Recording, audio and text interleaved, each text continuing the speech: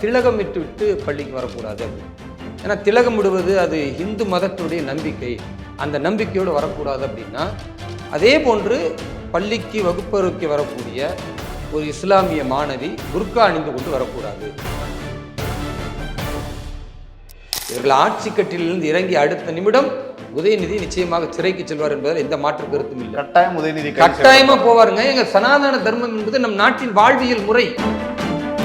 இந்த உயிரிழப்பு கள்ளச்சாராயத்தில் அண்ணாமலை அவர்களுக்கு தொடர்பு இருக்கு என்று அவர்கள் நிரூபித்தால் என்னுடைய அரசியல் வாழ்க்கையிலிருந்து நான் வெளியே போயிடுறேன். பாரதிய ஜனதா கட்சியினுடைய தேசிய செயலாளர் பொறுப்பிலிருந்து நான் ரிசைன் பண்ணிட்டு போயிடுறேன். திமுகவுடைய செய்தி தொடர்பாளராக இருக்கிற RS பாதையை நடு ரோட்டில் நான் அடிப்பேன். அதுக்கு அவர் தயாரா? இதுதான் என்னுடைய சவால். நீங்க எப்படி பேசலாங்க? கொலை குற்றவாளின்ட்டு எங்களுடைய தலைவர், மாநில தலைவர் நீங்க அண்ணாமலை அவர்களுக்கு சொன்னீங்கன்னா நாங்க சும்மா பார்த்துக்கிட்டு இருப்போமா? வேடிக்கை பார்த்து கடந்து போயிருவோமா? காவல்துறை ஒரு SI நின்றுகிட்டு இருந்தார், அவரை போய் நான் மகனே அப்படின்னு சொன்னேன். FIRல எழுதுறாங்க. எங்களுடைய மாநில தலைவர் திரு அண்ணாமலை அவர்கள் ரொம்ப தெளிவா சொல்றாரு, என்னோடு சேர்ந்து அரசியல் செய்ய வேண்டும் என்றால் எதையும் சந்திக்க தயார் என்று காரியகர்த்தாக்கள் உருவாக வேண்டும். இன்னைக்கு லட்சக்கணக்கானவர்கள் தயாராக இருக்கிறோம். ஒரு மது கூட வீணாய் போய்விடக் கூடாது என்ற ஒரு மாண்புமிகு அமைச்சராக திமுக அமைச்சர் திரு முத்துசாமி இருக்கிறாருன்னா, இந்த மாதிரி மானங்கட்டவங்களை நீங்க மரியாதை கொடுக்க சொல்றீங்களா? கொலைகாரன்னு சொல்றீங்களங்க. அண்ணாமலைக்கு தொடர்பு இருக்குன்னா என்னங்க அர்த்தம்? 60 உயிரை கொலை செஞ்ச கொலைகாரன் நீங்க சொன்னீங்கன்னா அதை நாங்க பார்த்துக்கிட்டு இருக்குமா? ஒரு செருப்ப கழட்டி அடிப்புன்னு சொல்லாம அதை விட அருவருக்கத்தக்க வார்த்தையினால சொல்ல முடியுங்க.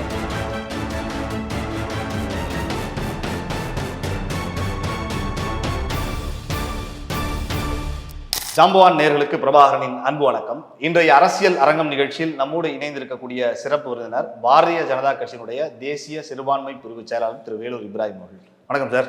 வாழ்க வளமுடன் சார். சமீபத்திய பேசுபொருள் அப்படின்னு சொன்னா நீட் தேர்வில் முறைகேடு நடந்திருக்கிறது அப்படின்னு பேசினாங்க. இப்போ விசாரணை அமைக்கப்பட்டிருக்கிறது, விசாரணை தொடங்கி இருக்கிறது. நெட் தேர்வு, கல்லூரி பேராசிரியர்களுக்கான நெட் தேர்வும் ரத்து செய்யப்பட்டிருக்கு சார். தொடர்ந்து சில கட்சிகள் எல்லாம், எதிர்கட்சிகள் எல்லாம் இந்த தேர்வு முறையை ரத்து செய்யணும் அப்படின்னு குரல் கொடுத்துட்டு இருக்கப்ப இந்த மாதிரி முறைகேடுகள் அப்படிங்கிறது யோசிக்க வைக்கிறதுல ஏதோ தவறு இருக்கா அப்படின்னு? எல்லா தேர்வுகளிலுமே ஒரு சில முறைகேடுகள் நடக்கும். அதை நம்ம கடந்த காலத்தில் பார்த்துருக்கோம். தமிழக அரசின் சார்பாக குரூப் 1 தேர்வுகள் நடக்குது. இந்த குரூப் 1 தேர்வில் கடந்த முறை ஒரு குறிப்பிட்ட இடத்துல படித்த 28 பேர் பாஸ் பண்ணியிருந்தாங்க கம்ப்ளீட்டாக. அதுக்கு பிறகு அது விசாரணை அமைக்கப்பட்டது. மறுபடி அது சம்பந்தப்பட்டவர்கள் மீது நடவடிக்கை எடுத்து கைது செய்யப்பட்டார்கள். இது மாதிரி ஒவ்வொரு தேர்வுகளிலுமே ஏதாவது ஒரு முறைகேடு ஏதாவது ஒரு இடத்துல நடக்கும். அதற்காக அந்த தேர்வு முறையே தப்புன்னு சொல்லாமல், அந்த தேர்வு முறையில் எங்கு தவறு இருக்கிறதோ, யார் செய்திருக்கிறார்களோ அவர்கள் மீது கடுமையாக நடவடிக்கை எடுக்கணும். இப்போ பாரதிய ஜனதா கட்சியினுடைய ஆட்சியினுடைய தலைமை மிக தெளிவாக இருக்கிறது. இந்த நீட் முறைகேட்டில் யார் ஈடுபட்டார்களோ அதில் 1200 பேரை தகுதி நீக்கம் பண்ணியிருக்கிறோம். இதுவரை 18 பேருக்கு மேலே கைது செய்யப்பட்டிருக்கிறார்கள். விசாரணை உடனடியாக CBI விசாரணையாக மாற்றப்பட்டு இருக்கிறது. அது மட்டுமல்லாமல் நாடு முழுக்க இந்த தேர்வை இன்னும் சரியான முறையில் நடத்துவதற்கான அதிகபட்ச விஷயங்களை ஏற்பாடு செய்திருக்கிறோம். இந்த நீட் தேர்வு குழுவுக்கான தலைவர் உடனடியாக மாற்றப்பட்டிருக்கிறார். அது மட்டுமல்லாமல் இந்த நீட் தேர்வே வேண்டாம் என்று சொல்லுவது காங்கிரசினுடைய கொள்கை நிலைப்பாடு அன்றைக்கும் இல்லை, இன்றைக்குமே இல்லை. தேர்வு முறையில் அவர்கள் சரி செய்யணும் அப்படின்னு தான் பேசுகிறாங்களே தவிர, திமுகவில் கூட்டணி இருப்பது ஒரே காரணத்தினால காங்கிரஸோ அல்லது மற்ற கட்சிகளோ நீட் தேர்வு வேண்டாம்னு சொல்லலை. இதில் இந்த சில தவறுகள் இருக்குது என்பதைத்தான் குறையாக சொல்லுகிறார்கள். திமுக மட்டும் நீட் தேர்வே வேண்டாம், அந்த தேர்வு முறையே தவறு என்று சொல்லுவதற்கு காரணம், இவர்கள் அதிகபட்சமாக மருத்துவமனைகளை, தனியார் மருத்துவமனைகள் நடத்துகிறாங்க, மருத்துவ கல்லூரிகள் நடத்துகிறாங்க. அதில் முதல்ல கணக்கில் வரக்கூடிய பணம், கணக்கில் வராத பணம் என்று கோடிக்கணக்கில் கொள்ளையடித்தார்கள். இப்போ அது முடியாது. எல்லாமே பேங்க் மூலயமா, அக்கௌண்ட் மூலியமாக தான் வரணும். சாதாரண ஒரு ஏழை குடும்பத்திலிருந்து கூட நீட் தேர்வில் பயிற்சி பெற்று வெற்றி பெற்றால் கண்டிப்பாக அந்த மாணவி மருத்துவ மாணவியாக மாற முடியும். கடந்த காலத்தில் அது முடியாது. படிக்காமல் 500 மார்க் வாங்கியிருந்தா கூட அவர் மிகப்பெரிய அளவிற்கு பணம் வசதி இருந்துச்சுன்னா டாக்டராக முடியும். இப்போ அது வாய்ப்பு கிடையாது. இதையெல்லாம் எதிர்ப்பது திமுகவுடைய வேலையாக இருக்கிறதே தவிர, இவர்களுடைய கூட்டணியில் இருக்கிற கம்யூனிஸ்டோ, காங்கிரஸோ, ஆம் ஆத்மியும் இவர்கள் யாரும் நீட் தேர்வு முற்றிலுமாக வேண்டாம் அப்படின்னு நிராகரிக்கவே கிடையாது, திமுகவை தவிர. திமுகவுக்கு காரணம் நான் சொல்லிட்டேன். முறைகேடு நடந்ததா? ஆம், நடந்தது. அதை நாங்கள் மறுக்கலை. அந்த நடந்ததற்கான நடவடிக்கை எடுத்திருக்கிறோம். அடுத்து வரக்கூடிய காலகட்டங்களில் நிச்சயமாக அது மாதிரி நடக்காது, நடக்க விட மாட்டோம். தமிழகத்தை தாண்டி நீங்கள் சொன்ன மாதிரி திமுக தான் தொடர்ந்து ஆரம்ப கட்டத்திலிருந்து எதிர்த்து வராங்க. தமிழகத்தை தாண்டி இப்போ வட மாநிலங்கள்லையும் மாணவர்களுடைய தற்கொலைகள் இதெல்லாம் நடக்கிறது. இப்ப அங்கேயும் போராட்டங்கள் நம்மளால பார்க்க முடியல சார். இது நீட்டுக்கு எதிரான குரல் வட மாநிலங்களிலும் தொடங்கி இருக்கிறோம் அப்படிங்கிற ஒரு கேள்வி. கண்டிப்பாக கிடையாதுங்க. நீட் தேர்விற்காக திட்டமிட்ட மரணம் என்பது தமிழகத்தில் தான் நடக்கும். ஏன்னா எந்த மாநிலத்திலும் ஒரு மாணவன் இறந்து விட்டால் அந்த மாணவன் வீட்டுக்கு போய் ஒப்பாரி வச்சு அந்த மாணவனுக்கு ஒரு 10 லட்ச ரூபா நிதியுதவி கொடுத்து அந்த குடும்பத்தை வந்து என்கரேஜ் பண்ணுறது இருக்கு இல்லையா, இது எந்த மாநிலத்திலும் பண்ண மாட்டாங்க. ஏன்னா தற்கொலை ஒரு மாணவன் செய்தால் அது அந்த சமூகத்திற்கு ஒரு மிகப்பெரிய விழிப்புணர்வு கொடுக்கணும், மாணவ மாணவிகளுக்கு விழிப்புணர்வு கொடுக்கணும். தற்கொலையை விட மிக மோசமான ஒரு இழி செயல் எதுவுமே கிடையாது. கல்வி என்பது தோற்றுவிட்டால் அது வாழ்க்கையை தொலைத்து விடக்கூடிய ஒரு காரியம் அப்படின்னு நினைக்கவே கூடாது. அது ஒரு பைத்தியகாரத்தனமானது. தோல்விதான் ஒரு மனிதனை பலப்படுத்தும், தோல்விதான் நிறைய பாடங்களை சொல்லித்தரும். அப்போது தோல்வியே இல்லாமல் நீங்கள் வந்து ஒரு தேர்வை வெற்றி பெறணும் அப்படின்ற மனநிலையிலே நீங்கள் போய் கொண்டிருந்தா ஒரு சின்ன தோல்வி வந்தால் கூட அது உங்களை மிகப்பெரிய அளவுக்கு பாதிப்புக்குள்ளாகும். வாழ்க்கையே போராட்டம் தானே. இப்போ போராட்ட களத்தில் நீங்கள் பின்னால் சந்திக்க வேண்டும் என்றால் இந்த தேர்வில் ஒரு சில மதிப்பெண் குறைபாடு இருக்கலாம், அல்லது ஒரு பேப்பரில் அரியர் வைக்கலாம், அல்லது ஒரு தேர்விலேயே நம்ம தோற்று போய் மீண்டும் எழுதக்கூடிய வாய்ப்பு வரலாம். எதுவாக இருந்தாலும் எதிர்நீச்சல் போட வேண்டும் என்று மாணவ பருவத்தில் சொல்லிக் கொடுக்கக்கூடிய தன்மை இருக்குல்ல, இது ரொம்ப முக்கியமானது. இதை மற்ற மாநிலங்கள் எல்லாம் சொல்லித்தராங்க. ஆனால் திமுக அரசியல் ஆதாயத்திற்காக இவர்களுடைய மருத்துவக் கல்லூரியில் இவர்கள் நினைப்பது போன்று சம்பாதிக்க வேண்டும் என்பதற்காக மருத்துவ மாணவர்கள் யாரெல்லாம் வந்து சேர ஆசைப்படுகிறார்களோ இந்த நீட்டை காட்டி பயமுறுத்தி அந்த மாணவர்கள் இறக்கும் பொழுது அவர்களுக்கு ஒரு 10 லட்ச ரூபா கொடுத்தா அது என்கரேஜ் பண்ணுற மாதிரி இருக்குது. இதை ஒரு காலத்திலும் ஏற்றுக்கொள்ள முடியாது. எந்த மாணவர் செய்தாலும் அதை வந்து நம்ம அங்கீகரிக்கவே கூடாது. அது தவறு என்று, அது இழி செயல் என்று பிற மாணவர்களுக்கு சொல்லணும். இறந்து போன மாணவரின் குடும்பம் எந்த அளவிற்கு மன உளைச்சல் இருக்கும். ஒரு பெத்த பிள்ளைய நீங்கள் என்ன மாதிரி வேண்டுமானால் பார்க்கலாம். கண் முன்னால் கனவுகளோடு இருக்கக்கூடிய அந்த பெற்றோர்களை கொடுமைப்படுத்துகிற, அவர்கள் காலம் காலமாக சாகும் வரை இதே வேதனையில் வைக்கிற ஒரு கொடுமையை அந்த பிள்ளை செய்யுதுன்னா இதை விட ஒரு மோசமான செயல் கிடையாது. அதனால் ஆதரிக்க முடியாது. நீட் தேர்வு என்பது நிச்சயமாக தேவை என்பதை தமிழகம் நிலைநாட்டியிருக்கு. ஏன்னா எத்தனையோ ஏழை மாணவ மாணவிகள் இன்றைக்கு மருத்துவர்களாக படித்து கொண்டு இருக்கிறார்கள். அந்த மாற்றம் தமிழகத்தில் வந்திருக்கிறது. இனிமேலும் இது தொடரும். நீதி அரசர் சந்துரு அவர்கள் சமீபத்தில் தமிழக அரசுக்கு சமர்ப்பித்த ஒரு அறிக்கை தான் அது. நாங்குநேரி சம்பவம் நீங்கள் பார்த்துருப்பீங்க. மாணவர்களுக்குள் ஏற்பட்ட சாதிய மோதல் அப்படின்னு குறிப்பிடப்படுகிறது. அதுக்கு ஒரு அறிக்கையை கொடுத்திருக்கிறார் தனிநபர் ஆணையத்தினுடைய அறிக்கையில். அதில் வந்து மத அடையாளங்களை வந்து தவிர்க்கணும், பள்ளிகளில் சாதிய பெயர்களையும் பள்ளிகளில் இருந்து நீக்கணும் அப்படின்னு சொல்லியிருக்காங்க. இந்த மத அடையாளங்களை தவிர்க்கணும் அப்படின்ற ஒரு விஷயம் இரு தரப்பாக பேசப்படுகிறது. நீங்கள் எப்படி அதை எடுத்துக்கொள்றீங்க? நீதியரசர் சந்துரு அவர்களுடைய அந்த அறிக்கை என்பதை நிறைய விஷயங்களை நீங்கள் வரவேற்கலாம். உதாரணத்துக்கு நீங்கள் சொல்லணும்னா மாணவர்கள் சாதி கயிறுன்னு இன்னைக்கு கற்ற வழக்கம் தென் மாநில மாவட்டங்களில் நிறைய இருக்குது. அப்போ அந்த மாவட்டங்களில் ஒவ்வொரு சாதிக்கும் ஒரு கயிறு கட்டியிருப்பாங்க. அது தன்னை அடையாளப்படுத்தும். அது மாணவர்கள் மத்தியில் வந்து மிகப்பெரிய விரோதத்தை ஏற்படுத்துது. அதை களையப்பட வேண்டும் என்பது வரவேற்கலாம். ஆனால் அதே நீதியரசர் சந்துரு அவர்கள் சொல்கிறார் திலகம் விட்டு பள்ளிக்கு வரக்கூடாது அப்படின்னு. ஏன்னா திலகம் விடுவது அது இந்து மதத்தினுடைய நம்பிக்கை, அந்த நம்பிக்கையோடு வரக்கூடாது அப்படின்னா இது நியாய உணர்வோடு அவர் பேசியிருந்தால் என்ன செஞ்சுருக்கணும்? அதே போன்று பள்ளிக்கு வகுப்பறைக்கு வரக்கூடிய ஒரு இஸ்லாமிய மாணவி புர்கா அணிந்து கொண்டு வரக்கூடாது. ஏன்னா மத அடையாளம் தான் அதுவுமே. ஒரு கிறிஸ்துவ மாணவரோ மாணவியோ இருந்தால் அவங்க வந்து சிலுவை அணிந்து கொண்டு ஒரு செயினில் அந்த மாதிரி அடையாளப்படுத்தி வரக்கூடாது அப்படின்னு சொன்னால் அது நேர்மையான பார்வை, நம்ம வரவேற்கலாம். திலகமிட்டு வரக்கூடாதுன்னு சொல்லக்கூடியவர் இதே திமுகவுடைய அரசின் மூலமாக நியமிக்கப்பட்டவர் நீதியரசர் சந்துரு அவர்கள். இதை சொல்கிறாருன்னா நம்ம கடந்த காலத்தை திரும்பி பார்ப்போம். பாரதிய ஜனதா கட்சி கர்நாடக மாநிலத்தில் ஆளும் பொழுது வகுப்பறைக்குள்ள இஸ்லாமிய மாணவிகள் ஹிஜாப் அணிந்து கொண்டு புர்கா அணிந்து கொண்டு வரக்கூடாதுன்னு சொன்ன பொழுது பார்த்தீர்களா, இஸ்லாமிய உரிமைகளை பாஜக பறிக்கிறது, இஸ்லாமிய நம்பிக்கைகளை இஸ்லாமிய மாணவிகளை ஒழித்து கட்ட முனைகிறது, அந்த சமூகத்தை கல்வியை இல்லாமல் ஆக்குவதற்கு பாஜக முனைகிறது என்றெல்லாம் திமுகவில் எல்லா தலைவர்களும் பேசினார்கள். இன்றைக்கு திரு ஸ்டாலின் அவர்கள் முதல் கொண்டு அவர் அதை எதிர்த்தார், கண்டனம் தெரிவித்தார். நான் என்ன கேட்குறேன்னா, அப்போ இஸ்லாமியருடைய வாக்கு வங்கிக்காக அந்த மத நம்பிக்கையோடு வகுப்பறைக்கு வரலாம் அப்படின்னு நீங்கள் சொல்லுவதாக இருந்தால் திலகமிட்டு வருவது ஏன் நீங்கள் எதிர்க்கிறீர்கள்? உங்கள் நோக்கம் தெளிவாக புரியுது. சிறுபான்மை சமூகமான இஸ்லாமியர்களை கிறிஸ்துவர்களை நாங்கள் அரவணைப்போம். நீதிபதியினுடைய அறிக்கைனா நீதியரசர் சந்துரு யார்? யாரால் நியமிக்கப்பட்டவர்? இது போன்று ஒரு நபர் கமிஷன் அமைக்கப்படுவதெல்லாம் யாருக்கு சாதகமாக இருக்கிறது? இப்போ நீட் தேர்வுக்காக ஒரு நீதியரசரை நியமிச்சாங்க, இது சரியா தவறானு அவர் என்ன சொன்னார்? தவறனா சொன்னார். நீட் தேர்வில் சுப்ரீம் கோர்ட் என்ன தீர்ப்பு சொல்லியிருக்கிறது, இந்தியா முழுக்க இது இருக்கிறது அப்படின்னு அப்போ அந்த வாதங்கள் எல்லாம் வைக்கல. அதில் என்ன குறை இருக்கிறது? ஏன்னா அரசுக்கு எது சாதகமோ அந்த மனநிலையை தான் இந்த ஒரு நபர் கமிஷன் வந்து அறிக்கை கொடுக்குது. கடந்த காலங்களில் அப்படித்தான் பார்த்துருக்கிறோம். நீதியரசர் சந்துருவும் அப்படித்தான் இந்த விஷயத்தில் திலகமிட்டு வரக்கூடாது என்பது அவருடைய பரிந்துரையாக இருக்கும் என்றால், கூடுதலாக இதை செய்திருந்தால் அவர் ஒரு நியாயமானாக என்னால் பார்க்க முடியும்.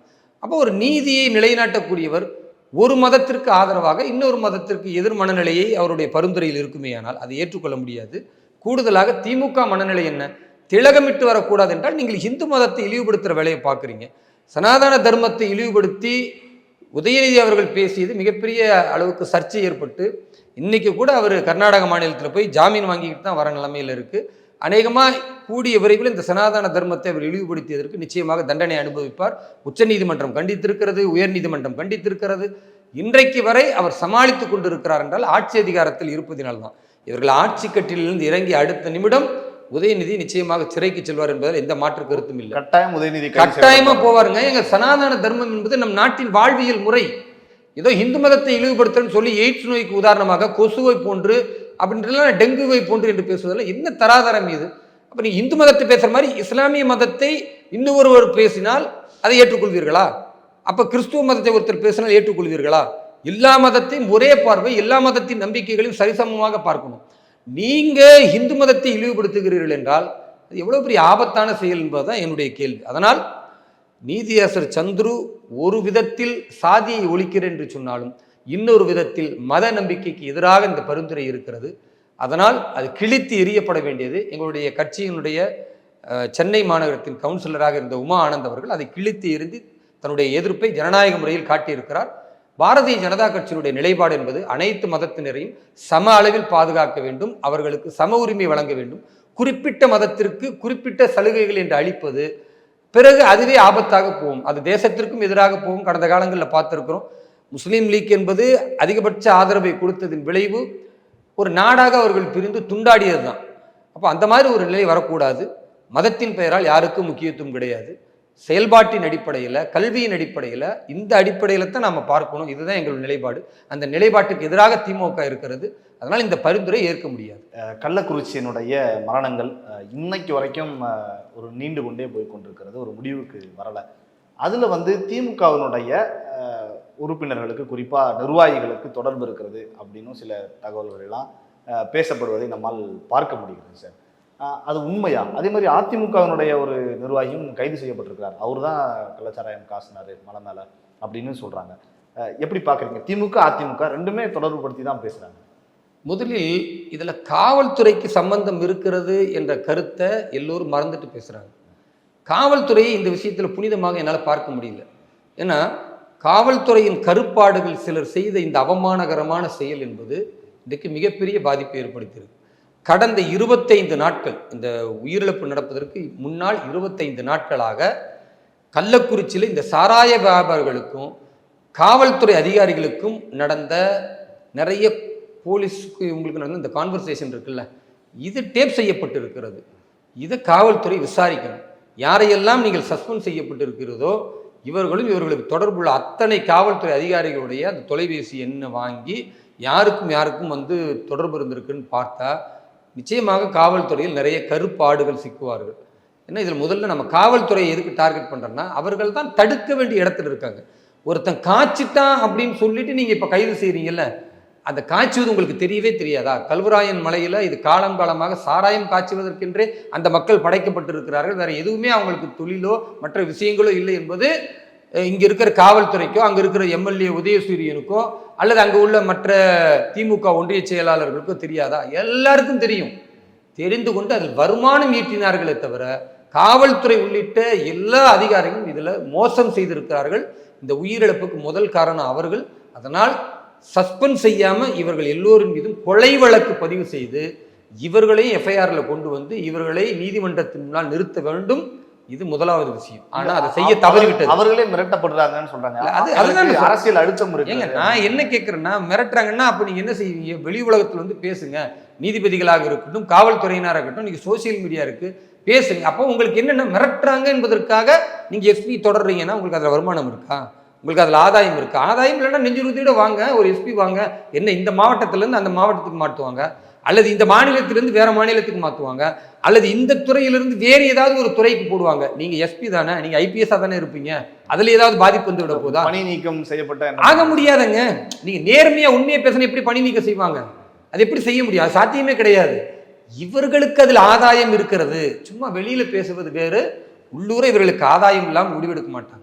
அப்போ இவர்களால் 60க்கும் மேற்பட்டவர்கள் கொல்லப்பட்டு இருக்கிறார்கள் என்றால் இவர்களை கொலைகாரர்களாக இவர்களை டிஸ்மிஸ் பண்ணி நீதிமன்றத்துக்கு முன்னால் குற்றவாளிகளாக நிறுத்தப்பட வேண்டும். அப்படி செஞ்சா மட்டும்தான் கண்டிப்பாக இதற்கு தீர்வு கிடைக்குமே தவிர, இல்லைன்னா என்ன நடக்கும்? போன மாதிரி 22 பேர் போன வருஷம் செத்தாங்க கள்ளச்சாராயம் திமுகவுடைய ஆட்சியில். இந்த வாட்டி 62 பேர் சாவாங்க, அடுத்த வாட்டி 102 பேர் சாவுவாங்க. எல்லாத்துக்கும் நீங்க சஸ்பெண்ட் பண்ணி அடுத்த 3 மாசத்துல வேலைக்கு சேர்த்துக்குவீங்கன்னா அப்ப இதுல யார் திருந்த போறால், யாருக்கு காவல்துறைக்கு பாதிப்பு இருக்கு? ஏன் அந்த செயலை நீங்க செய்றீங்கன்னா, இன்னைக்கு காவல்துறை தான் உங்களை பாதுகாத்து கொண்டு இருக்கிறது. காவல்துறை தான் உங்களுடைய ஊழலை, உங்களுடைய அராஜகத்தை, உங்கள் அட்டுழியத்தை எல்லாத்தையும் பாதுகாக்கிற வேலை காவல்துறை. உங்களை யாரெல்லாம் எதிர்க்கிறார்களோ ஜனநாயக ரீதியா அவர்களையும் அடக்குமுறை செய்வது காவல்துறையோட வேலை. இப்ப காவல்துறையை காப்பாற்ற வேண்டிய நிர்பந்தம் திமுக தலைவர் திரு ஸ்டாலின் அவர்களுக்கு இருக்கு. அவர் தமிழகத்தின் முதலமைச்சராக இருந்தாலும் கூட காவல்துறைக்கு சாதகமாக இருப்பதற்கு காரணம் எல்லா அமைச்சர்களும் இன்றைக்கு ஊழல்வாதிகளாக இருக்கிறார்கள். காவல்துறை விசாரணையை திருப்பி போட்டா திமுக உள்ள அமைச்சர்கள் அத்தனை பேர் உள்ள போயிருவாங்க. இது நிலைமை. அப்போ காவல்துறையை காப்பாற்றுவதற்கு நடவடிக்கை இல்லை, சும்மா ஒரு பாலிஸ் அரசியல். யாரையெல்லாம் கைது செய்வாங்க? மண்ணாங்கட்டி கண்ணுக்குட்டின்னு யாராவது அந்த கல்வராயன் மலையில காலங்காலமா ஏழை பாளைகளா 5 ரூபா 10 ரூபா லாபத்துக்கு இந்த பாக்கெட் சாராயத்தை வித்தான்ல, அவன் என்னமோ சாராய சாம்ராஜ்ய தலைவனியை பிடிச்ச மாதிரி வரிசையை நிக்க வச்சு அவனை பார்த்தாவே பரிதாபமா இருக்கு. சோர்ந்து குடி இருக்கிற ரொம்ப அப்பாவியா அந்த மாதிரி ஆட்களை பிடிச்சி இந்த கேஸை முடிச்சிடலாம்னு நினைக்கிறாங்க. இது மிகப்பெரிய தவறு. ஒண்ணு. நான் ரெண்டாவது என்ன கேட்கிறேன்னா, இந்த விஷயத்தை இப்படி அணுகாம பாரதிய ஜனதா கட்சியினுடைய ஆட்சி நடத்துற உத்தரப்பிரதேச மாநிலத்தின் முதல்வர் திரு யோகி ஆதித்யநாத் போன்று நீங்கள் அணுகியிருந்தால் தமிழக மக்கள் உங்களை போட்டி இருப்பாங்க. ஒரு பெண் அவரிடத்துல ஒரு டிஎஸ்பி தவறான முறையில் பாலியல் துன்புறுத்தலில் ஈடுபடுறார். அடுத்த நாள் உடனடியான நடவடிக்கை என்ன தெரியுமா? ஒரு டிஎஸ்பியை கான்ஸ்டபிளா பணியிறக்க செய்யறாங்க. ஒரே நாள்ல நடக்கிற நடவடிக்கைங்க. நீங்க யோசிச்சு பாருங்க. அந்த கான்ஸ்டபிளை டிஸ்மிஸ் பண்ணியிருந்தா கூட அவ்வளவு பெரிய தண்டனைன்னு சொல்லியிருக்க மாட்டோம். அந்த கான்ஸ்டபிளுக்கு வந்து நீங்க சிறை தண்டனை கொடுத்தா கூட அது அவ்வளவு பெரிய தண்டனை கிடையாது. ஒரு டிஎஸ்பியா இருக்கிற ஒரு ஆளை உடனடியாக கான்ஸ்டபிளா ஆக்கி அவருக்கு நிறைய பேர் சல்யூட் பண்ணிருப்பாங்களே, கான்ஸ்டபிள்ல இருந்து எஸ்ஐல இருந்து எவ்வளவு பெரிய கொடுமைங்க. வர்ற எல்லாருக்கும் இவர் சல்யூட் அடிக்கணும் போது கான்ஸ்டபிளோட ஒரு டிஎஸ்பியா இருந்தவர் இருக்கணும்னு அடுத்த ஒரு நாள் அப்படின்னா அது வந்து மிகப்பெரிய ஒரு தண்டனைங்க. அடுத்து யாராவது ஒரு காவல்துறையில் உள்ள அதிகாரிகள் தனக்கு கீழே வேலை செய்யற ஏதாவது பெண் காவலர்களையோ அல்லது அப்பாவி பெண்களையோ இப்படி பாலியல் துன்புறுத்தல் ஆளாக்கணும்னு யோசிப்பாங்களா? யோசிக்க கூட மாட்டாங்க. இப்போ ஒரு தவறை தடுக்க வேண்டும் என்றால் தவறை செய்யக்கூடியவர்களுக்கு கடும் தண்டனை வழங்கணும். நீங்க நியாயமான இருந்தா எஸ்பி டிகிரேட் பண்ணிருங்க, டிஎஸ்பி டிகிரேட் பண்ணிருக்கணும், அல்லது இன்ஸ்பெக்டர் டிகிரேட் பண்ணிருக்கணும். எதுவுமே பண்ணாம சஸ்பெண்ட், மீண்டும் அவர்கள் இன்ஸ்பெக்டர், சஸ்பெண்ட், மீண்டும் அவர் இன்னொரு மாவட்டத்திற்கு எஸ்பியா போவார். கலெக்டர் என்பவர் முழுக்க முழுக்க போய் பேசுறாரு. இந்த செய்தியில 5 பேர் இறந்து கிடக்குறாங்க, கள்ளச்சாராயத்தில் இருந்தாங்கன்னு எல்லாருக்குமே தெரியும், எல்லோரும் பேசுகிறாங்க. அவருக்கு தெரியலையா இல்ல மறைக்கிறாங்க? நீங்க ஒரு மாவட்ட ஆட்சியர், அவருக்கு கீழே தான் எல்லா துறைகளும் இருக்கிறது, மருத்துவத்திலிருந்து எல்லாத்தையும் அவர் கேட்டுட்டு சொல்லலாம். ஆனா அவர் என்னன்னா அரசை பாதுகாக்கணும். அவர் தப்பு கணக்கு போட்டுட்டார்.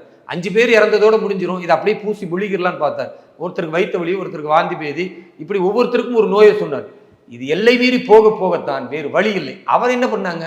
அவரையாவது ஏதாவது நடவடிக்கை எடுத்தாங்களா? இல்ல, இந்த மாவட்டத்திலிருந்து வேறு மாவட்டத்திற்கு போவார். இதை விட ஒரு மோசமான அயோக்கியத்தனை ஏதாவது இருக்கா? மக்களின் உயிர்கள் மேல அக்கறை இல்லாத ஒரு அரசுன்னா திமுக அரசு. இது ஒரு பக்கம்.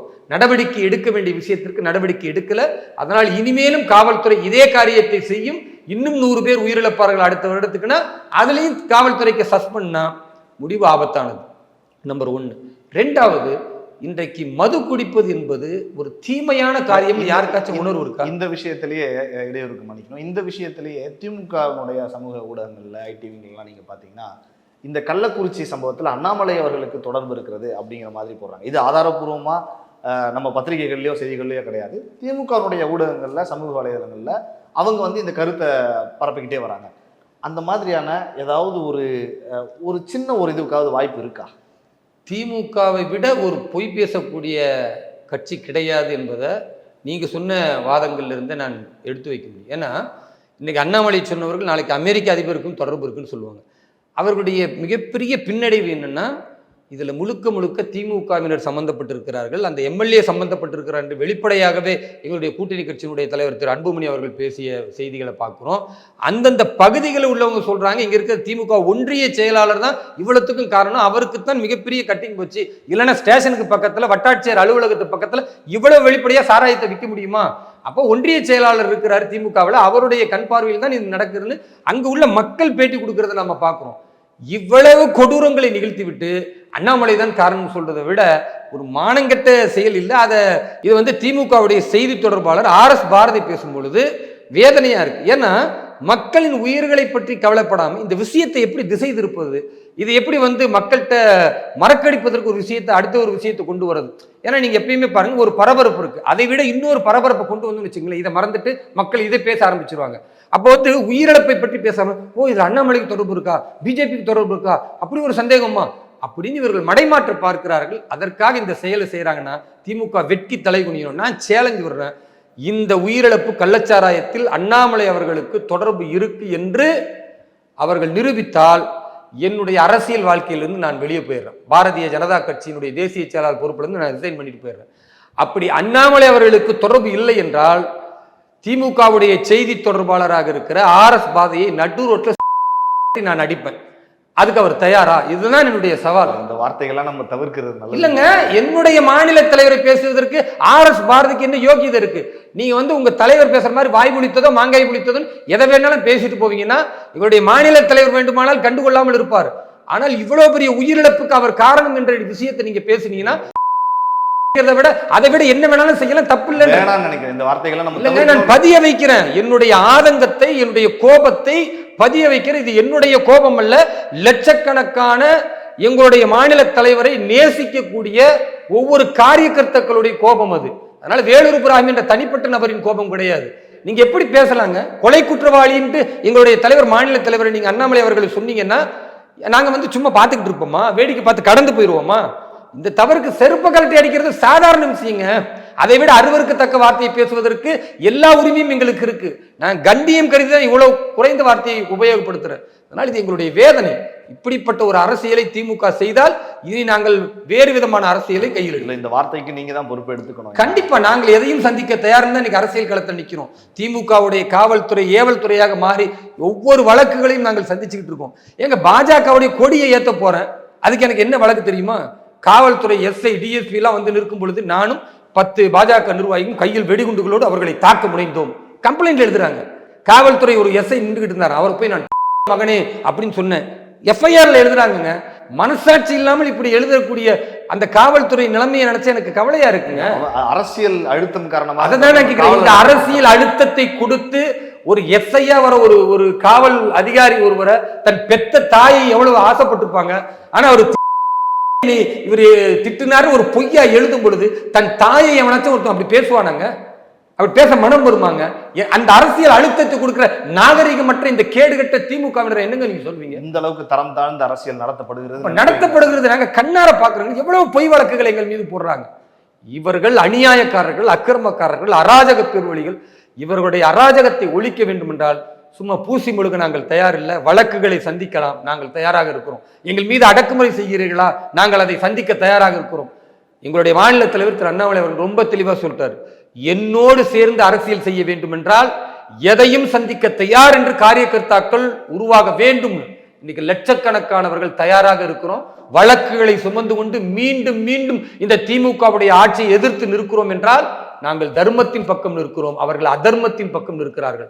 தர்மத்தின் பக்கம் நிச்சயமாக இறைவன் இருப்பான். இறைவன் எங்களோடு தோழமையில் இருக்கும்போது நாங்கள் சேர்ந்து பாடுபடுவோம். கள்ளக்குறிச்சி சம்பவத்தில் நிறைய தலைவர்கள் வந்து மக்களை சந்தித்து ஆதரவு தெரிவித்தாங்க. முதல்வர் கடைசி வரை அங்கே வரலை, அது ஒரு பெரிய பேசு பொருளாக இருந்தது. இருந்தாலும் அண்ணாமலை அவர்கள் ஒரு பெரிய தலைவராக மாறி இருக்கிறார், இளம் தலைவராக இருக்கிறார். இந்த சமயத்துல விஜய் அவர்கள் அங்க வருகை தந்தது அப்படிங்கிறது ஒரு பெரிய, எல்லாரையும் மறைச்சு விஜய் வந்தது ஒரு பெரிய விஷயமாக பேசப்பட்டது அப்படின்னு தான் இன்னைக்கு ஊடகங்கள்ல நம்மளால பார்க்க முடியும் சார். விஜய் அவர்களுடைய வருகை அண்ணாமலையினுடைய வளர்ச்சி ஏதாவது பாதிக்க வாய்ப்பு இருக்கா? நம்ம யாரையோடும் ஒப்பிட தேவையில்லை. ஏன்னா ஒவ்வொரு அரசியல் கட்சிக்கும் அவர்களுக்கான சித்தாந்தம் இருக்கும், அவர்களுக்கான புரிதல் இருக்கும். எல்லா தலைவர்களுமே ஒரு மிகப்பெரிய அசம்பாவிதம் நடந்து விட்டால் ஆறுதல் சொல்வதற்கு வருவாங்க. இது ஜனநாயக மரபு. அதில் நடிகர் விஜய் அவர்கள் வெற்றி கழகத்தினுடைய தலைவராக இப்போ இருக்கிறாரு, அவர் வந்திருக்கிறாரு. ஜனநாயக மாண்பு இது. அவர் வராரு, அவரும் ஆறுதல் சொல்கிறாரு. எங்களுடைய மாநில தலைவர் போகிறாங்க, அந்த குடும்பத்திற்காக கட்சியினுடைய நிதியாக ஒரு லட்சம் ரூபாய் ஒவ்வொரு குடும்பத்திற்கும் தேடி சென்று நாங்கள் கொடுக்குறோம். ஏன்னா அடுத்த வேளை உணவுக்கே இல்லாமல் இருக்கக்கூடிய அந்த சூழல், ஏழை மக்களாக இருக்கிறாங்க. அப்படிப்பட்ட அந்த மக்களுக்கு கொடுத்துட்டு குடிப்பது தவறு என்றும், நம்முடைய ஆட்சி வறுமையானால் பாஜக நிச்சயமாக மதுக்கடைகளை மூடுவோம், 3 ஆண்டுகளுக்குள் மதுவில்லாத தமிழகத்தை நாங்கள் உருவாக்கி காட்டுவோம், அந்த மக்களிடத்துல நாங்கள் பேசிட்டு வரோம். இல்ல, ஆனா அண்ணாமலை அவர்கள் அது சாத்தியம் இல்லை அப்படின்னு தானே சொல்றாரு. பூரண மதுவிலக்கு திரும்பவும் சொல்றேங்க, 3 ஆண்டுகளில் மதுவிலக்கை நாங்கள் கொண்டு வருவோம் என்றுதான் எங்களுடைய மாநில தலைவர் திரு அண்ணாமலை அவர்கள் சொல்கிறார். அது மாற்று கருத்தை இல்லை, அதில் நாங்கள் உறுதியாக இருக்கிறோம். அதே வேளையில் அங்கு போகிற திமுக கூட்டணி இருக்கிற கமலஹாசன் என்ன பேசுறாரு, நிறைய குடிக்காதீங்க, உடம்ப பார்த்துக்குங்க அப்படின்னு பேசுறாரு. இதுதான் திமுக கூட்டணி லட்சணம். திமுகவுடைய சாராய அமைச்சர் முத்துசாமி என்ன பேசுறாரு, அவர்களை குடிகாரர்கள் என்று சொல்லாதீங்க, அவங்க மனசு கஷ்டப்படும், மது பிரியர் என்று சொல்லுங்க அப்படின்றாரு. அதே மாதிரி அவர் எவ்வளோ கஷ்டப்படுறாருன்னா, ஒருத்தர் ஹாஃப் வாங்கி குடிக்கிறாருன்னு வச்சுங்க, ஹாஃப் சாராயம், நான் குடிக்கிற பழக்கம் இல்லை, ஹாஃப்னா ஏதோ உள்ள இருக்கும் போல இருக்கு, அதை ஒருத்தர் பாதி தான் குடிக்க முடியுமா, ஃபுல்லாக குடிக்க முடியாது. ஏன்னா அது குடிக்கிற பழக்கம் உள்ள அந்த மாதிரி நபர்கள் தான் சொல்ல முடியும். முத்துசாமி அவர்கள் அதில் ரொம்ப எக்ஸ்பர்ட்னு நினைக்கிறேன். அவர் ரொம்ப வருத்தப்பட்டு என்ன சொல்கிறாருன்னா, இந்த மாதிரி ஹாஃப் குடிக்கிற குடிகாரர் வந்து பாதி வச்சுட்டு போயிடுறாங்க, அந்த மது வேஸ்ட்டாக போயிடுது, அதனால் அவர்களுக்கு நம்ம சிரமம் தராமல் இருக்க டெட்ராபேக் நாங்கள் கொண்டு வரோம், ஒரு குவார்டர் லெவலில் ஒரு டெட்ராபேக்கில் வந்துச்சுன்னா அவங்க தேவையான அளவுக்கு குடிச்சுக்குவாங்கன்னு, ஒரு மது கூட வீணாய் போய்விடக்கூடாது என்ற ஒரு மாண்புமிகு அமைச்சராக திமுக அமைச்சர் திரு முத்துசாமி இருக்கிறாருன்னா, இந்த மாதிரி மானங்கட்டவங்களை நீங்கள் வந்து மரியாதை கொடுக்க சொல்கிறீங்களா? கொஞ்சமாவது இவர்களுக்கு வந்து தகுதி இருக்காங்க. ஒரு அமைச்சராங்க, எங்க ஒரு மாநிலத்தின் முதல்வர் என்பவர் அந்த மாநிலத்தில் மக்களுக்கு தாயை போன்றவர். ஒரு தாய் வந்து சாராயம் குடியே அது நல்லதுன்னு சொல்லுமா? சாராயம் குடிக்கிறவனை பாராட்ட சொல்லுமா? நீ ஆஃப் குடிச்சிட்டு கால்வாசி வேஸ்டா போயிட்டு அது தப்பா போயிருப்பா, அதனால குவார்டர் லெவல்ல குடி, தேவைப்பட்ட எக்ஸ்ட்ரா குடிச்சுக்கோ, காசு ஏன் வேஸ்ட் பண்றேன்னு சாராயம் குடிக்கிறதுல இந்த மாதிரி ஒரு வழிகாட்டுதலை சொல்லுமா? இது மாதிரி ஒரு அரசு சொல்லுகிறது என்றால் இதை விட ஒரு மானங்கெட்ட அரசு எதுவுமே கிடையாது. அப்ப திரு ஸ்டாலின் அவர்களுக்கு மக்கள் மீது என்னங்க மரியாதை இருக்கு? கொஞ்சம் யோசிச்சு பாருங்க. அப்ப இது ஒரு முழுக்க மக்களின் மீது அக்கறை இல்லாமல் சாராய சாம்ராஜ்யத்தின் தலைவனாக திரு ஸ்டாலின் இருக்கிறார். இந்தியாவிலேயே முதன்மை மாநிலமாக 45,000 கோடி ரூபாய்களை வருமானம் ஈட்டுகிறார்கள் என்றால் இதெல்லாம் நெஞ்சு பொறுக்கலங்க. எவ்வளவு பெரிய கொடுமைங்க. அதை விட ஒரு பெரிய கொடுமை என்னன்னா, செத்து போனா 10 லட்சம்னா நான் என்ன கேட்கிறேன்னா, உங்க அப்பா வீட்டு பணத்துல இருந்து கொடுக்குறீங்களா நீங்க, அல்லது உங்க கட்சி நிதியில இருந்து கொடுக்குறீங்க? அப்படி கொடுத்து தொலைஞ்சிட்டு போங்களா நீங்க யாருடைய பணத்தை கொடுக்குறீங்க? ஏன் வரி பணத்தை கொடுக்குறீங்க? நான் கஷ்டப்பட்டு சம்பாதித்து வரி கட்டுற இந்த மாதிரி லட்சக்கணக்கான கோடிக்கணக்கான மக்கள் தமிழகத்துல கஷ்டப்பட்டு ரத்த வேர்வை சிந்தி அவன் வரி பணத்தை கட்டிட்டு இருக்கானா, அந்த வரி பணத்தை தூக்கி 22 பேருக்கு போன வருஷம் கொடுப்பீங்க, இந்த வருஷம் 60 பேரோ 70 பேரோ தூக்கிட்டு கொண்டு போய் 6 கோடி 7 கோடின்னு கொடுப்பீங்கன்னா எனக்கு அதுல உடன்பாடு இல்லை. என்னுடைய வரி பணம் கள்ளச்சாராயம் குடிப்பவர்களுக்கு கொடுக்கணுன்றது உடன்பாடா? எனக்கு உடன்பாடு கிடையாது. நான் சாராயம் குடிப்பதை தப்புன்னு சொல்ற ஆளு. சாராயம் குடிப்பது ஒரு மானக்கேடான செயல் சொல்றேன். சாராயம் குடித்தால் தான் ஒரு மனிதன் அதன் மூலம் கற்பழிப்பில் ஈடுபடுறான். சாராயம் குடிக்கக்கூடிய குடிகாரன் திருட்டில் ஈடுபடுறான். சாராயம் குடிக்கக்கூடிய குடிகாரன் வந்து கொலையில ஈடுபடுறான். எங்க பெத்த மகளையை தவறு செய்வதற்கு யோசிக்கக்கூடிய ஒரு ஆபத்தான ஒரு விஷயம் மது குடிப்பது. அந்த விஷயத்தை செஞ்ச ஒருவனை தனிப்பட்ட ரீதியாக 10 லட்சம் அரசு கொடுக்க கூடாது, ஒரு கட்சி கொடுக்கட்டும், அல்லது ஒரு சமுதாய இயக்கம் கொடுக்கட்டும், ஒரு என்ஜிஓ கொடுக்கட்டும். திமுகவுடைய நிதியில இருந்து நீங்க கொடுங்க. நாங்க அப்படித்தானே கொடுத்தோம். பாரதிய ஜனதா கட்சி நிதியா தானே கொடுத்தோம். நீங்க அப்படி கொடுத்தீங்களா? நீங்க மக்கள் பணத்தை, ஏன் பணத்தை தூக்கி கொடுப்பதற்கு உங்களுக்கு என்ன உரிமை இருக்கு? ஒவ்வொரு வாட்டியும் சரி, ஒரு வாட்டி கொடுத்தீங்க, ஏதோ பரிதாபப்படுகிறேன் கொடுக்குறோம், அடுத்த வாட்டி அதை நடக்காம இருக்கிறதுக்கு நீங்க செய்யணும். 22 பேர் கொடுப்பீங்க, அடுத்த 62 பேர் கொடுப்பீங்க, அப்புறம் 102 பேர் கொடுப்பீங்கன்னா என்னங்க இது அநியாயம்? ஏன் பணம் வீணா போகுது? என் மக்கள் பணம், உழைக்கிறவர்களுடைய மக்கள் பணத்தை சாராயத்துறை சாவுகளுக்கு 10 லட்சம் ரூபாய் கொடுக்குறீங்க. பிறகு மாசம் நாங்க வந்து 5,000 ரூபாய் கொடுப்போம் அந்த பிள்ளைகளுக்குன்னு சொல்றீங்க. 5 லட்சம் ரூபாய் அந்த பிள்ளைகளுக்கு வைப்பு தொகை வைப்போம்னு சொல்றீங்க. இந்த கருணையை உங்க திமுக பணத்திலிருந்து காட்டுங்களேன். ஏன்னா பிச்சை எடுக்கிறீங்களா திமுக காரர்கள்? நான் கேட்கிறேன், திமுக அறிவாலயத்தில் பணமே இல்லையா? திமுக வைப்பு நிதியே இல்லையா? ஜீரோவா, பேலன்ஸா? நீங்க அப்படி இருந்தா கூட பிச்சை எடுத்தாவது நீங்க கொடுக்கலாமே. நீங்க செஞ்ச துரோகத்துக்கு. உங்க ஆட்சியில தானே இந்த கொலை நடந்துச்சு, உங்க ஆட்சியில தானே இவ்வளவு பேர் கண்கள் பாதிக்கப்பட்டாங்க, இவ்வளவு பேர் வயிறு பாதிக்கப்பட்டாங்க, நடைப்பிணங்களாக இன்னொரு 100-150 பேர் மருத்துவமனையில படுத்து கிடக்குறாங்களே, அவங்க வாழ்க்கை என்ன ஆகுறது? சாகல, ஆனா நடைபெறும். அவங்களால இன்னும் மீளவே முடியாது. எனக்கு தெரிஞ்ச ஒரு 15 பேருக்கு கண்ணு போயிருச்சு. பார்வையற்றவனுடைய வாழ்க்கையை யோசிச்சு பாருங்க. இவ்வளவு கொடுமையை நிகழ்த்தி நீங்கள் உங்க கட்சி நிதியிலிருந்து 10 லட்சம் இல்ல 25 லட்சம் கொடுத்தா கூட அவங்களுடைய பாவம், சாபன, அவங்களுடைய வயிற்றெரிச்சி எல்லாம் உங்க தலைவிதியில வந்து விடுவோம். உங்க புள்ள, உங்க குடும்பம் காலாகாலத்துக்கும் அதை அனுபவிக்க போகுது. ஏன் வரியிலிருந்து, உழைக்கக்கூடியவன் வரியிலிருந்து உங்களுக்கு யார் 10 லட்சம் ரூபாய் கொடுக்க சொன்னா? இப்ப இதெல்லாம் வந்து ஏற்றுக்கொள்ள முடியாது. இது அத்தனையும் திமுக தன் ஆட்சியில் இருக்கிறோம் என்ற மமதையில் செய்கிறார்கள். இப்படி மமதையில் உள்ளவர்கள் எல்லாம் மண்ணாகி போன வரலாறை பார்த்திருக்கிறோம். நிச்சயமாக திமுகவும் அந்த எண்ணிக்கையில் சேரும். பல நேர்காணலில் நம்ம சந்திச்சிருக்கோம். ஆனால் முதல் முறையாக வேலூர் இப்ராஹிம் அவர்கள் இவ்வளவு ஆதங்கப்பட்டதை, இவ்வளவு கோவப்பட்டதை நான் இப்போ தான் பார்க்குறேன். அந்த கோபத்துக்கு பின்னாடி என்ன இருக்குன்னு எனக்கு, நான் கோபப்படுகிறேன்னா இது கோபம் கூட சொல்ல முடியாது, எனக்குள்ள ஆதங்கம். நான் ஒரு மக்களின் ஒருவனாக இதை பேசலைன்னா வேற யார் தான் பேசுவா? நீங்க பாருங்க, ஒரு போராட்டம் நடத்துகிறோம், ஒரு ஜனநாயக ரீதியாக இந்த மாதிரி 60 பேர் செத்துருக்காங்க, அதுக்கு நீதி வழங்கணும், இந்த மாதிரி தவறுகள் செய்யக்கூடாது, அல்லது இந்த ஆட்சியாளர்கள் பதவி விலகணும்னா இது ஒரு ஜனநாயக மாண்புங்க. வேலூர் மாவட்டத்தில் என்னுடைய தலைமையில் அந்த போராட்டம் நடக்குது. ஒரு இடத்துல நின்று குரல் கொடுத்தால் காவல்துறையின் ஏதோ நாங்கள் வந்து மிகப்பெரிய திருடல்கள் மாதிரி அல்லது மிகப்பெரிய இந்த சமூகத்திற்கு எதிரானவர் மாதிரி தரன்னு இழுத்துட்டு போய், ஒரு தேசிய செயலாளர் நான், மக்கள் மீது நேசம் வைத்திருக்கிற ஒரு நபர், மக்களுக்காக குரல் கொடுக்கிறவர், அதெல்லாம் அவங்க பார்க்கல. தரன்னு இழுத்துட்டு போய் இது வெளியே தெரிஞ்சிடக்கூடாது, மீடியா எடுத்துக்கூடாது, அவ்வளவு வேகமா நீங்க புஷ் பண்ணி உங்க வண்டியில ஏத்துறீங்கன்னா உங்க நோக்கம் என்ன? அப்ப நீங்க மிருகவெறி ஆட்சி நடத்துகிறீர்களா? காவல்துறைன்னு இதுக்கு முன்னால இப்படி செஞ்சதே கிடையாது. இவ்வளவு மோசமா மனிதாபிமானமற்ற முறையில காவல்துறை வந்து பாஜகவினர் மீது இந்த நெருக்கடியை தராங்க அப்படின்னா திமுகவுடைய மேலிடம் சொல்லாமலா இது நடக்கும்? கண்டிப்பா கிடையாது. ஏன்னா முதல்வர் தான் காவல்துறையை கையில் வைத்திருக்கிறார். அப்ப தெளிவாக முதல்வர் பாரதிய ஜனதா கட்சியின் குரலை அடக்க வேண்டும். ஏனென்றால் அவர்கள்தான் திமுகவிற்கு எதிரான மிகப்பெரிய சவாலாக இருக்கிறார்கள், புரிஞ்சு வச்சிருக்கிறார். அப்ப இந்த அடக்குமுறைகள் என்பதை தாண்டி நாங்கள் எங்களுடைய ஆதங்கத்தை பேச வேண்டிய அவசியம் இருக்கிறது. அதே மாதிரி எங்களுடைய மாநில தலைவர் திரு அண்ணாமலை அவர்கள் நியாய உணர்வோடு தமிழக மக்களை மாற்றி காட்ட வேண்டும். ஒரு ஊழல் இல்லாத தமிழகமாக, ஒரு மது இல்லாத தமிழகமாக, கல்வியறிவில் மேம்பட்ட தமிழகமாக மாற்ற வேண்டும் என்று நினைக்கும் பொழுது அவர் மேல நீங்க வந்து ஒரு அவதூறு, ஒரு கொலைகாரன்னு சொல்றீங்களங்க. அண்ணாமலைக்கு தொடர்பு இருக்குன்னா என்னங்க அர்த்தம்? 60 உயிரை கொலை செஞ்ச கொலைகாரன் நீங்க சொன்னீங்கன்னா அதை நாங்க பார்த்துக்கிட்டு இருக்குமா? அப்புறம் செருப்ப கழட்டி அடிப்புன்னு சொல்லாம அதை விட அருவருக்கத்தக்க வார்த்தை என்னால் சொல்ல முடியுங்க. நான் பொறுமையாக இதை பேசுறேன். என்னால இதுக்கு மேல ஒரு பண்பட்ட ஒரு அரசியல் என்னால செய்ய முடியாது. அதை நான் கேட்கறேங்க. 60 உயிர் இருக்குங்க. ஒருத்தர் குடும்பத்தில் அது போயிருந்தா அப்படி பேசியிருக்கோம். நான் கேட்கிறேன், ஸ்டாலின் குடும்பத்தில் இப்படி யாராவது ஒரு உதயநிதியோ இல்லை அவருடைய பேரனோ இதே மாதிரி சாராயத்தை குடிச்சு செத்து போயிருந்தா இந்த டைலாக் தான் பேசியிருப்பாரா? இல்லை, நான் கேட்கிறேங்க, எந்த குடும்பத்திலாவது இப்படி ஒரு இறப்பு நடந்தாதாங்க அவனுக்கு அந்த வழி தெரியும். ஏதோ ஒரு குடும்பத்தில் நான் வேதனைப்படுகிறேன், நான் வருத்தப்படுகிறேன், பேசிட்டு போயிடலாம், அறிக்கை கொடுத்துட்டு போயிடலாம். அந்த 60 குடும்பங்களில் பெற்றோர்களை அந்த குழந்தைகள் தவிக்கிற தவிப்பு இருக்குல்ல, அந்த குழந்தைகிட்ட போய் கேட்டாங்கங்க. நீங்க ஊடகங்களை பாருங்க, இவங்களை என்னமா செய்யணும்னா தூக்கு தண்டனை கொடுக்கணும். இதுல யாரெல்லாம் சம்பந்தப்பட்டு இருக்கிறார்களோ அவர்களுக்கெல்லாம் தூக்கு தண்டனை கொடுக்கணும்னா தூக்கு தண்டனை யாருக்கு முதல்ல கொடுக்கணும்? இதை பாதுகாக்க தவறிய காவல்துறை, உளவுத்துறை என்ன பண்ணிக்கிட்டு இருக்காங்க? நான் கேட்கிறேன், உளவுத்துறை என்னங்க பண்ணிக்கிட்டு இருக்காங்க? தூங்கிக்கிட்டு இருக்க அந்த அரசு. அப்ப இந்த பாதுகாக்க தவறிய திரு ஸ்டாலின்ல இருந்து அத்தனை அதிகாரிகள் மீது நடவடிக்கை எடுக்கணும்னு சொன்னா இது ஜனநாயகமா இல்லையா? இது பாதிக்கப்பட்டவன் குரலா இல்லையா? அதைத்தானங்க அந்த குழந்தைங்க கேக்குதுங்க. அந்த குழந்தைங்க கேட்கறதானங்க நான் என்னுடைய ஆதங்கமா பேசுறேன். ஆனால் இது வந்து இந்த வேதனைகளை எங்களுக்கு கொட்டி தீர்ப்பதை தவிர ஜனநாயகத்தில் வேறு வழி இல்லை. ஏனென்றால் ஆயுதம் எடுப்பது என்பது அது தவறான வழிமுறை. பாரதிய ஜனதா கட்சிக்கு அதில் ஒரு காலத்திலும் நம்பிக்கை இல்லை. நாங்கள் அறிவு சார்ந்து மக்களிடத்தில் மாற்றத்தை ஏற்படுத்துவோம். 2026 திமுக என்ற இந்த சாராய சாம்ராஜ்ய கட்சியை வீழ்த்திவிட்டு உண்மையான ஜனநாயகத்தை, ஊழலற்ற ஆட்சியை, மதுவில்லாத தமிழகத்தை உருவாக்குவதற்கு சபதம் ஏற்போம் என்பதுதான் எங்களுடைய கொள்கை. தமிழக மக்கள் மீண்டும் ஒரு நல்ல முடிவெடுப்பார்கள், பாரதிய ஜனதா கட்சிக்கு வாக்களிப்பார்கள், மாற்றம் வரும் என்று முழுமையாக நம்புகிறோம். நிறைய விஷயங்கள் ஆதங்கத்தோடும் கோபத்தோடும் எங்களோடு பகிர்ந்து கொண்டீர்கள். உங்களுக்கு ஜாம்பவான் நேயர்கள் சார்பாகவும் இந்த பிரபாகரன் சார்பாகவும் மனமார்ந்த நன்றிகள். நன்றி.